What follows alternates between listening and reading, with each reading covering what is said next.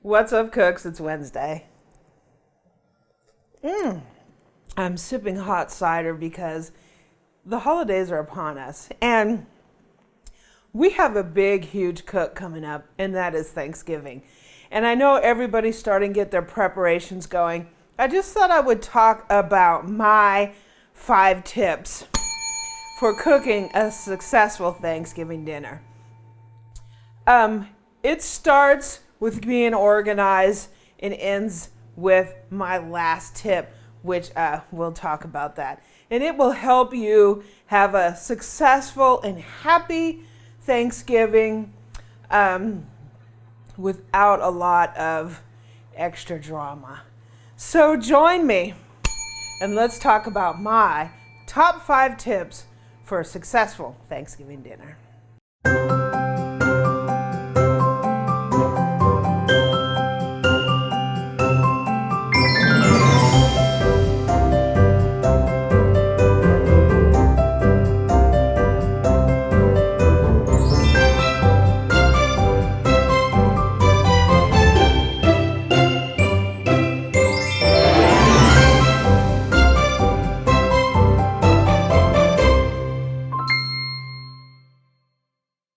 So I got my little irritating bell here. So how you guys doing? It's Wednesday, and I hope you're having a great start to our holiday season. We have a lot coming up in the next month and a half, and it is going to be fantastic. And I just wanted to give you some of my tips, maybe to help you have a smoother and more enjoyable Thanksgiving, and where you can cook some wonderful food, but also not to stress about it, right? Because that's what it's all about. So let's see, my first tip. And Eric gave me these. These are our local circulars. And one of the things I do to help get myself organized and to help get the best possible prices that I can for my Thanksgiving dinner is I just take a quick look at my circulars. So these come out about a week or 2 weeks before Thanksgiving. And one of the great things about these circulars is you can figure out who has the best deals on turkeys. Because turkeys run the extreme, right? At times, me and Eric have found turkeys for $5. And you can spend up to hundreds of dollars on a turkey, depending on the type of turkey that you buy. Now, me and Eric, we always just buy a cheap frozen turkey. And the reason we do that is when they are harvested, they go straight into the freezer. Sometimes you don't know if the turkey is not pre-frozen. You don't know how long it's been since they harvested it, right? So we just buy a frozen one. We've had a lot of good luck with those. And so what kind of things you buy is just a matter of preference. But I always check my local ads. So like here's Wegmans. Wegmans is offering a Shady Brook Farms turkey for 39 cents a pound. I think that's the best price that I've seen so far. They say we will not be undersold by Giant, Harris Teeter, or Safeway. They will match their frozen turkey price with their Shady Brook Farms turkey. And only issue with this is you have to spend $25, which we do anyway. Giant is running 99 cents on Nature's Promise. They also have 99 cents on Butterball. So we have 37 cents at Safeway, 99 on the Butterballs. And we actually have one from Aldi. Aldi is going, let's see, 59 cents a pound, but you don't have to spend $25, so that's pretty good. So shop, ooh, look at this, I got Bed Bath & Beyond. How'd that get in there? So just shop around, shop your ads, figure out what kind of turkey you want to buy, and then shop your ads to get the best price. So a lot of deals going on this time of the year in turkey land. If you're not in the U.S., I guess you haven't ever had the experience of how it is here in the U.S. when it comes to Thanksgiving, because turkeys run $1.50 a pound. But as soon as Thanksgiving hits, they drop those prices to get you in the store so you'll buy everything else for your Thanksgiving meal there. So everybody's always chasing the deal on turkeys. And for us, I think Wegmans wins. So that's where we're going to go. So tip number 1, watch your circulars for specials on turkeys. Tip number 2, clean it and clear it. Yeah, that's irritating. Clean your kitchen before you start cooking, because if it's not totally clean, that just piles up with the rest of this mess that you're going to make for Thanksgiving. Get all those dishes done. Get your counters cleared off. Get the floor clean.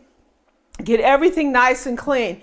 One big piece of advice that I can give you is not only clean it, but clear it, right? I actually had someone the other day leave a comment on a video and talk about, why don't I have any knickknacks in my kitchen?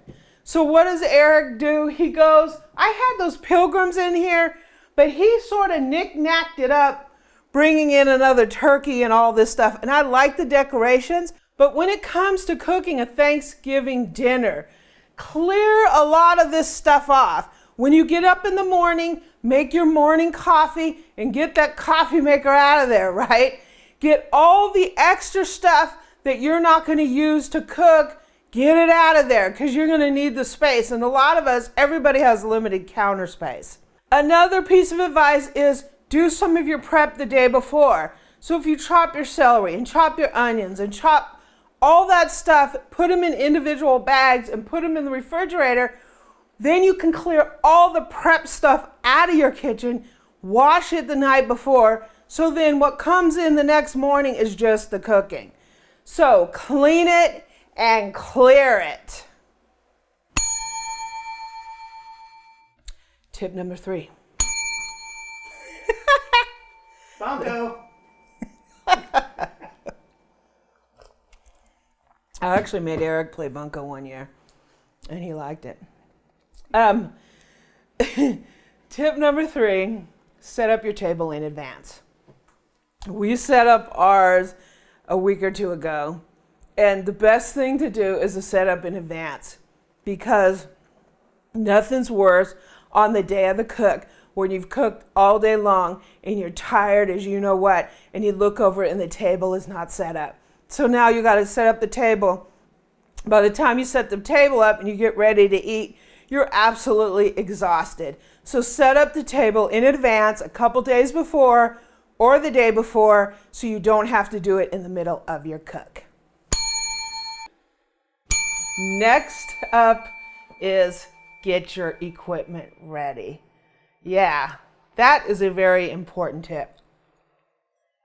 A couple years ago, I did a full-on Thanksgiving equipment video. I'll put links for that down in the description. It was one of my earlier videos, so a lot of the color is off, so just be aware of that. Get your equipment ready. This is the time to make sure you have your pots, your pans, everything's ready to go. If you need to get a turkey baster, go out and get one. If you need cheesecloth, go out and get one. If your sheet pans are beat up, go out and get some new sheet pans. We're going to be using a new knife this year in the Amy Learns to Cook kitchen for Thanksgiving. And the really nice people at Dragon sent us over a Dragon Storm. This knife, guys, is absolutely amazing. If you want to upgrade your cutlery for Thanksgiving, and this is a perfect time to do that, these knives are winners. Let me tell you, this is the Dragon Storm. It's a fusion chef's knife. So it has everything that's great about a chef's knife and also everything that's great about a Santoku, a Japanese knife. And one of the things I can tell you about this knife is the Blade Show was recently going on, and this won Knife of the Year for 2019. We've looked at other Dragon knives before. We've looked at a knife that is this shape. It's just a regular fusion knife, but this is the Storm version. And one of the things about this knife is it's absolutely fantastic because it's etched, and it's basically, it's like all the great things of a chef's knife, all the great things of the Santoku, and all the artistry of a knife with a design. A lot of people like Damascus steel. This is an etched steel with a beautiful design on it. So let's take a look at this knife.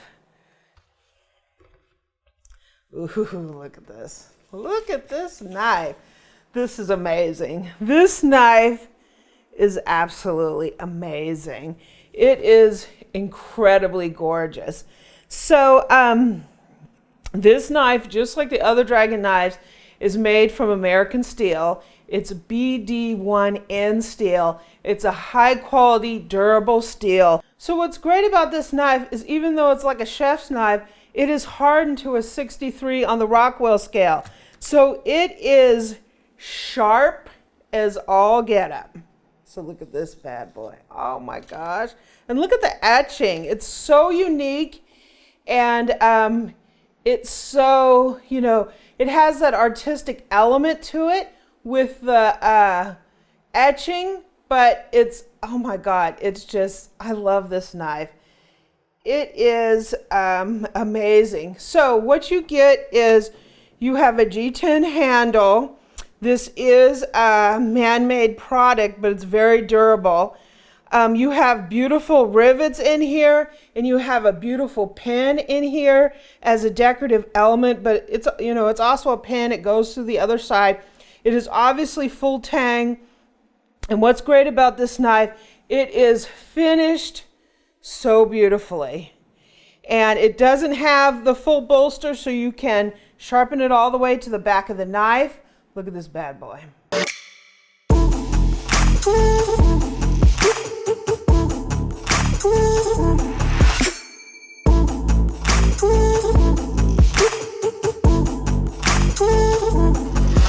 This is amazing. It is a 50-50 bevel. Wow, I can't wait to use this. So a brand new knife. We got to cook Thanksgiving dinner. This is a great way to add to your cooking collection, is get you a really nice knife. This dragon knife it's incredible. I love it. So we're going to be using this. We're going to make some stuffing, so stay tuned. We're going to make some classic American style bread stuffing, and we're going to be using this dragon knife to cut all our vegetables. So tip number 4 is get your equipment ready, get your knives sharpened, buy yourself a new knife, and it will make cooking a lot easier, and you'll have everything organized. So I'm in the jungle, right? My tip number 5 is use some fresh herbs. So Eric has attempted to keep his herbs a little longer. As soon as that cold weather hit, our peppers in the container garden went down, right? They just killed off in like 2 days, boom, they were gone. So what Eric did is he took the herbs and he brought them in the house, and he's been having them sit in front of the window all day long to get some, a little bit of sun. So this is the fresh rosemary. This is the thyme. The thyme is looking a little rough, but we're going to be using these in our cook for Thanksgiving. One of my pieces of advice is integrate fresh herbs into your cooking. It will make your cooking so much better, so much aromatic, and so much wow that your guests will be like, this is amazing. Because a lot of cooking, when you go out to restaurants and you're cooking every day, a lot of people are using a lot of dry herbs, and they're great, but when you use also some fresh herbs, that just brings so much more to the table, and your guests will love it. So add a punch to your cooking this Thanksgiving. Utilize some fresh herbs, fresh rosemary, thyme, sage, all that stuff, even fresh garlic. And it will take parsley too. It will take your cooking to a whole nother level. So tip number 5, use some fresh herbs. This apple cider is delicious. Still nice and warm. It's a little cheeky though.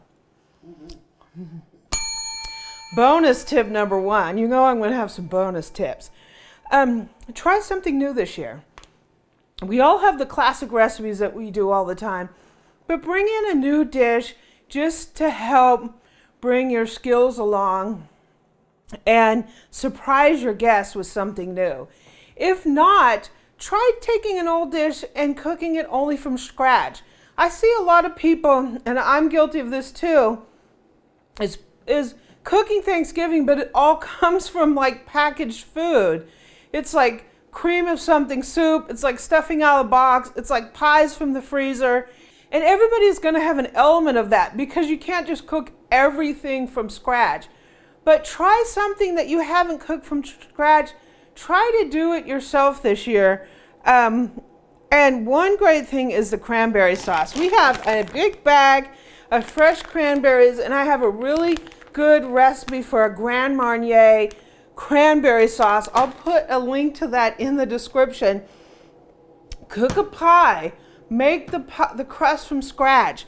Make your own cranberry sauce, something like that. It will help build your skills as well as everybody will love it. We're going to try to make a cranberry sauce in a pressure cooker, so we'll see how that comes out this year.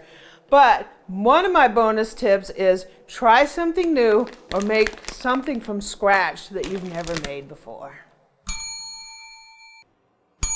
And my last bonus tip in my 5 cooking tips for a successful Thanksgiving dinner is to relax and enjoy yourself.